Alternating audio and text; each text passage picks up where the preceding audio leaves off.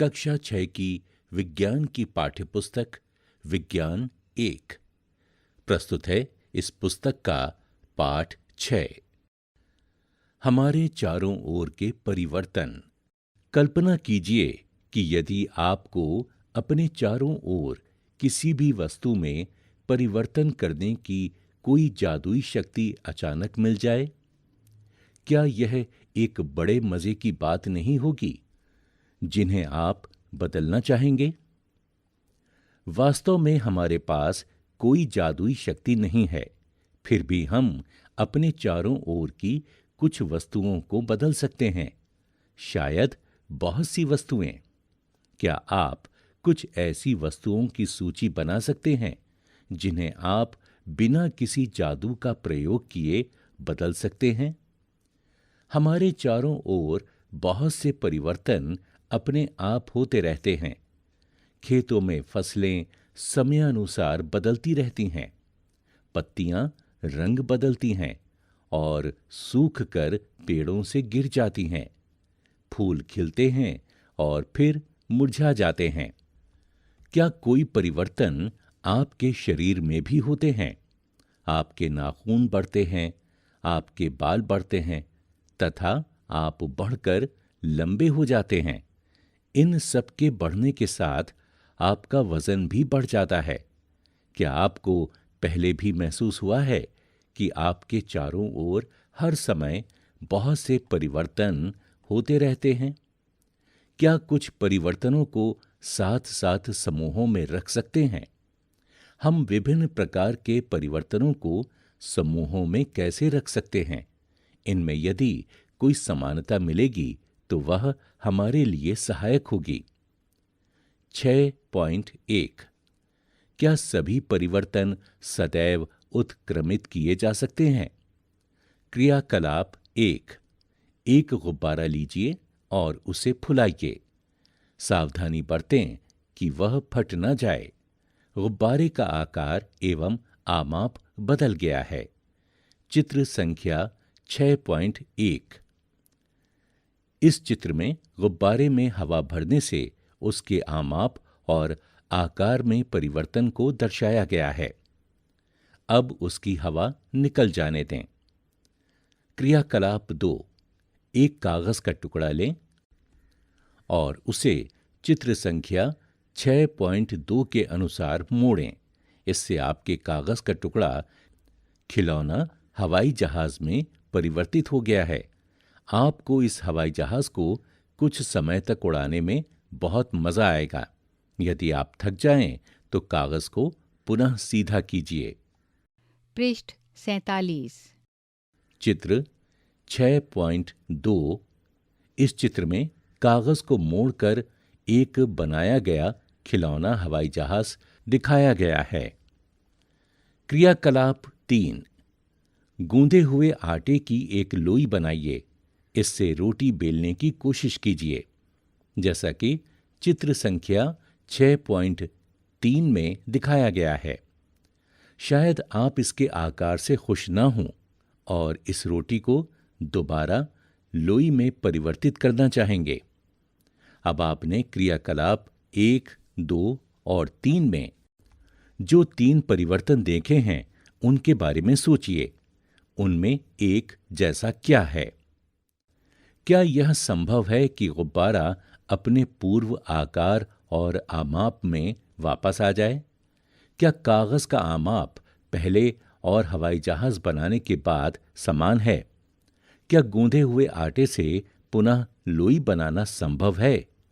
आपने क्या निष्कर्ष निकाला? क्या इन तीनों क्रियाकलापों में यह संभव है कि जिस पदार्थ से यह क्रियाकलाप प्रारंभ किया गया है उस पदार्थ को वापस पाया जा सकता है? यदि हां, तो इसका मतलब है कि जो परिवर्तन इन क्रियाकलापों में हो रहे हैं उन्हें पुनः पूर्व स्थिति में लाया जा सकता है। आइए इन्हीं क्रियाकलापों को कुछ अलग ढंग से देखते हैं। क्रियाकलाप 4 उसी गुब्बारे को लीजिए जिसका क्रियाकलाप 1 में उपयोग किया गया है। उसको उसके पूरे आमाप में फुलाइए तथा उसके मुख को पतले धागे से कसकर बांधिए। गुब्बारे में अपनी नुकीली पेंसिल से छेद कीजिए। ओह, गुब्बारा फट गया। क्रियाकलाप 5। अब वही कागज का टुकड़ा लीजिए जिसे क्रियाकलाप 2 में आपने प्रयोग किया है। उसके ऊपर एक हवाई जहाज का रेखा चित्र बनाइए तथा उसे बाहरी रेखा के साथ साथ काटिए, जैसा कि चित्र संख्या 6.4 में दर्शाया गया है। क्रियाकलाप 6।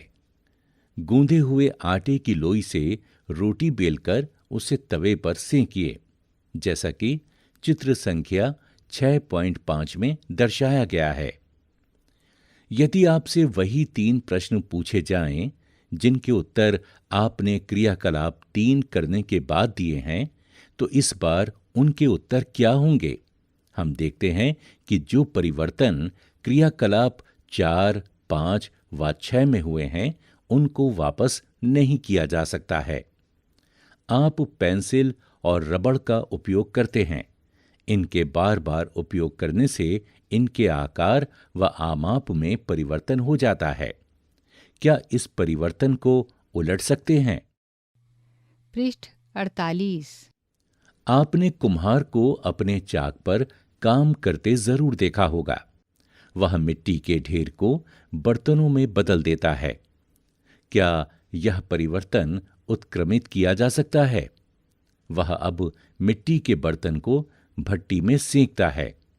क्या अब इस परिवर्तन को उत्क्रमित किया जा सकता है? सारणी 6.1 में कुछ सामान्य परिवर्तन दिए गए हैं। आपके विचार में इनमें से किन परिवर्तनों को उत्क्रमित किया जा सकता है? हमने देखा कि परिवर्तनों के वर्गीकरण का एक तरीका है। यह देखा जाए कि क्या उन्हें उत्क्रमित किया जा सकता है। सारणी 6.1 कुछ सामान्य परिवर्तन। यहां एक सारणी दी गई है जिसमें 2 कॉलम हैं। एक में परिवर्तन है और दूसरे में उत्क्रमित किया जा सकता है या नहीं। परिवर्तन: कच्चे अंडे से उबला हुआ अंडा उत्क्रमित किया जा सकता है, हां या नहीं। गाढ़े घोल से इडली उत्क्रमित किया जा सकता है, हां या नहीं। गीले कपड़े से सूखे कपड़े उत्क्रमित किया जा सकता है या नहीं। ऊन के धागे से बुना हुआ स्वेटर उत्क्रमित किया जा सकता है या नहीं।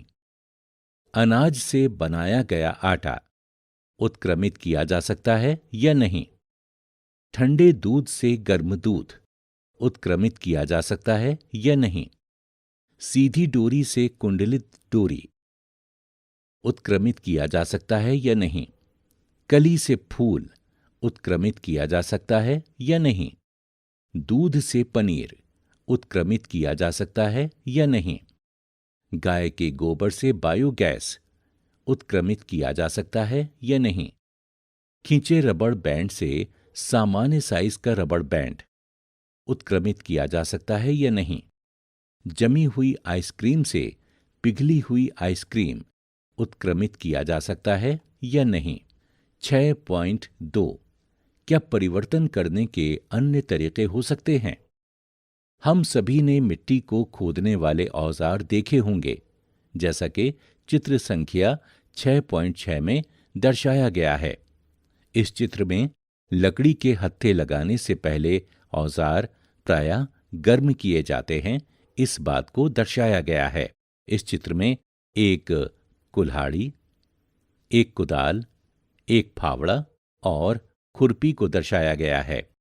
क्या आपने इन औजारों में देखा है कि लोहे के फलक को कैसे एक लकड़ी के हत्थे पर जड़ दिया जाता है?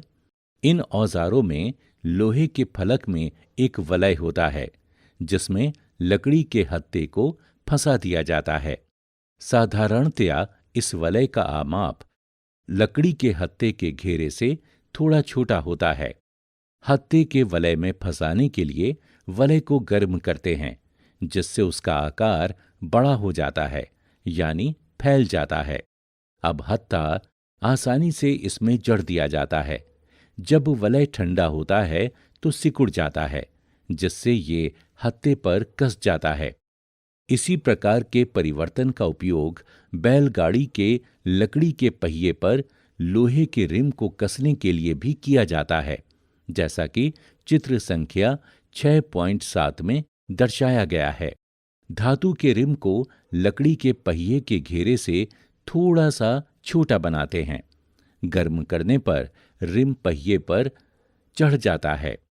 अब पहिए के किनारे के ऊपर ठंडा पानी डालते हैं, जिससे रिम ठंडा हो जाता है तथा पहिए के ऊपर कस जाता है। पृष्ठ 49। जब हम जल को बर्तन में गर्म करते हैं तो कुछ समय के बाद यह उबलना शुरू हो जाता है। अगर हम इसे लगातार गर्म करते रहें तो जल की मात्रा बर्तन में घटनी शुरू हो जाती है। जल वाष्प में परिवर्तित हो रहा है। अध्याय 5 के क्रियाकलाप 7 में आपने देखा कि जल वाष्प ठंडा करने पर द्रव जल में परिवर्तित हो जाता है।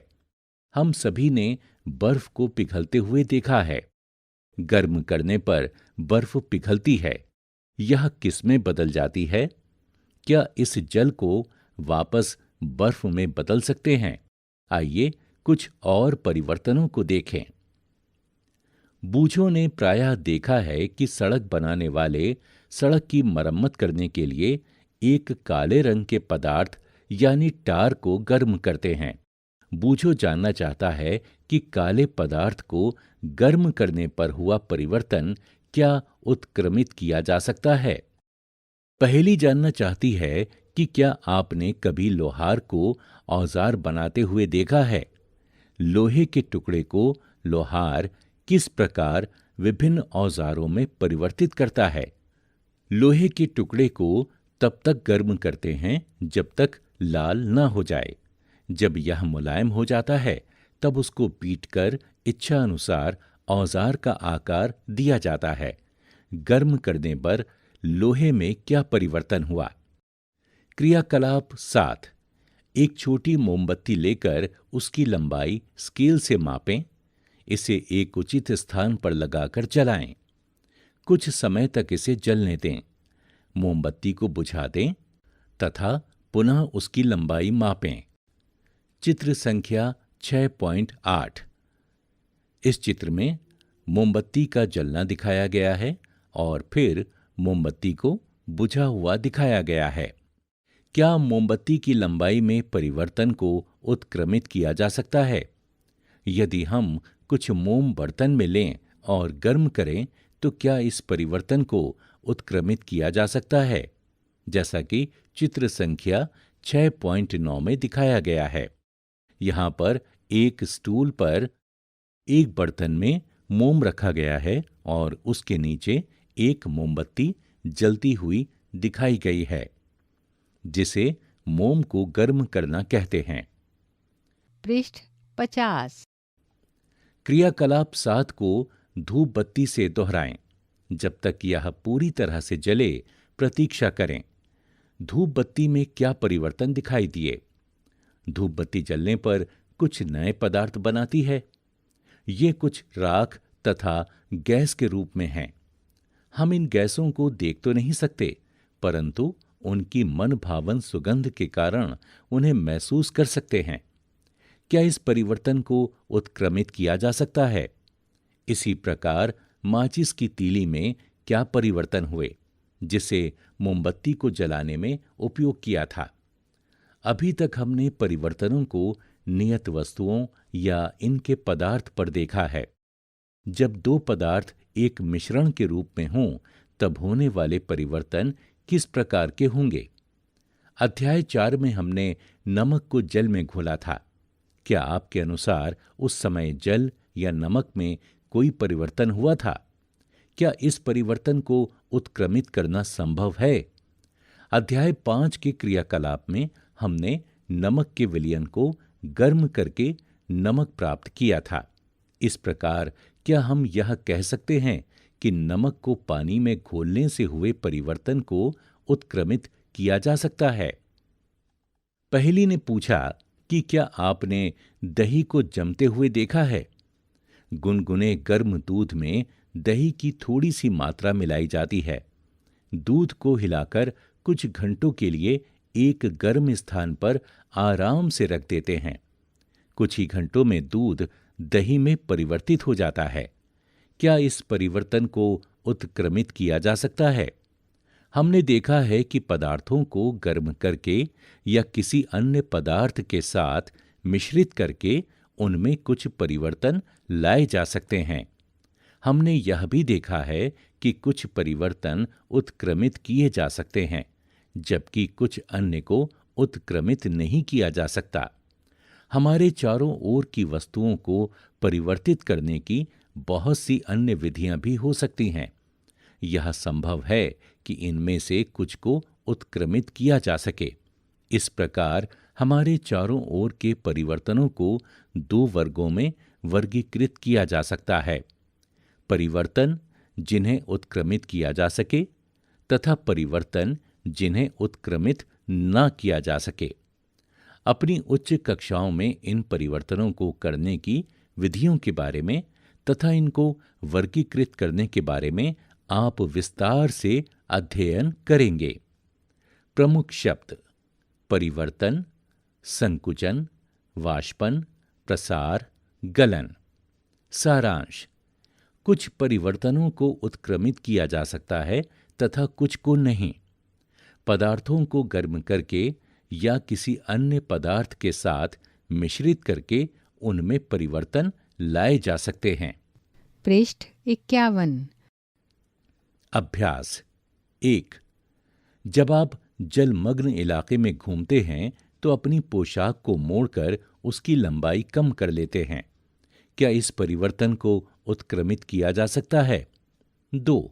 अकस्मात आपका प्रिय खिलौना गिरकर टूट जाता है। आप कतई इस परिवर्तन को नहीं चाहते थे। क्या यह परिवर्तन उत्क्रमित किया जा सकता है? 3। यहां एक सारणी दी गई है जिनमें कुछ परिवर्तनों के बारे में बताया गया है। प्रत्येक परिवर्तन के सामने रिक्त स्थान में लिखिए कि वह परिवर्तन उत्क्रमित किया जा सकता है अथवा नहीं। क्रम संख्या 1। परिवर्तन: लकड़ी के टुकड़े चीरना। उत्क्रमित किया जा सकता है, हां या नहीं। 2। आइसक्रीम का पिघलना। 3। चीनी का जल में घुलना। 4। खाना पकाना। 5। आम का पकना। 6। दूध का दही में जमना। 4। चित्रकारी करने पर ड्राइंग शीट में परिवर्तन हो जाता है। क्या आप इस परिवर्तन को उत्क्रमित कर सकते हैं? 5। उदाहरण देकर उत्क्रमित किए जाने वाले तथा उत्क्रमित न किए जाने वाले परिवर्तनों में अंतर स्पष्ट कीजिए। 6। टूटी हुई हड्डी पर बंधी पट्टी के ऊपर प्लास्टर ऑफ पेरिस यानी पीओपी की एक मोटी परत चढ़ाई जाती है। सूखने पर यह कठोर हो जाती है, जिससे टूटी हड्डी हिलती नहीं है। क्या पीओपी में हुए इस परिवर्तन को उत्क्रमित कर सकते हैं? 7। रात्रि में एक सीमेंट की बोरी जो कि खुले मैदान में रखी हुई थी, वर्षा के कारण भीग जाती है। अगले दिन तेज धूप निकलती है। सीमेंट में जो परिवर्तन हो गया है, क्या उसे उत्क्रमित कर सकते हैं? प्रस्तावित परियोजनाएं एवं क्रियाकलाप। 1। एक नींबू, पेंट ब्रश और एक कागज का टुकड़ा लीजिए। नींबू को काटकर उसका रस एक प्याले में निचोड़िए। ब्रश को नींबू के रस में डुबोइए तथा उससे कागज पर कुछ संदेश लिखिए। कागज को सूखने दीजिए। आप पाएंगे कि लिखे संदेश के अक्षर अदृश्य हो जाते हैं। अब कागज को लोहे की गर्म इस्त्री से दबाएं अथवा मोमबत्ती की लौ पर गर्म करें। ध्यान रखिए कि कागज जले नहीं। कागज के गर्म होने पर अदृश्य अक्षर गहरे भूरे रंग में परिवर्तित हो जाते हैं। इस प्रक्रिया में उन परिवर्तनों की पहचान कीजिए जिन्हें उत्क्रमित किया जा सकता है। 2। अपने घर पर बनने वाले पकवानों को देखिए। इनमें होने वाले कोई 2 ऐसे परिवर्तन बताइए जिन्हें उत्क्रमित किया जा सके। 3. एक वर्ष में मौसम के अनुसार सब्जियों, कपड़ों, प्रकृति तथा अपने चारों ओर होने वाले परिवर्तनों का रिकॉर्ड बनाइए। उत्क्रमित किए जाने वाले या न किए जाने वाले परिवर्तनों की पहचान कीजिए। इसी के साथ 16 पाठों की इस पुस्तक का 6ठा पाठ यहां समाप्त हुआ।